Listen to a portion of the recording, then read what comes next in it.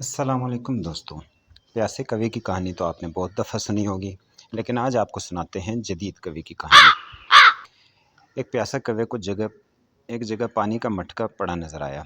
वो बहुत खुश हुआ, लेकिन यह देखकर मायूसी भी हुई कि पानी बहुत थोड़ा सा है, वही मटके की तय में। सवाल यह है कि पानी को कैसे ऊपर लाया जाए और अपनी चोंच को तर की जाए। इत्तेफाक से इस कवि ने हकायात लुकमानी पढ़ रखी थी। पास ही बहुत सारे कंकर पड़े थे, जो इसने एक एक करके मटके में डालने शुरू कर दिए। कंकड़ डालते ही सुबह से शाम होगी। प्यासा तो पहले का ही था, थकावट से नडाल भी हो गया। मटके के अंदर नज़र डाली तो क्या देखता है, कंकर ही कंकर हैं और सारा पानी कंकरों ने चूस लिया है। यह देखकर वो बहुत परेशान हुआ और ज़मीन पर गिर पड़ा। थकावट और प्यास की वजह से वो तड़प तड़प कर मरने ही वाला था कि साथ बैठे एक पढ़े लिखे और जदीद कवि ने इसको कहा, अगर वो कौवा कहीं से एक नलकी ले आता और मटके के मुंह पर बैठ कर ही सारा पानी चूस लेता तो इतनी थकावट और परेशानी का सामना ना करना पड़ता।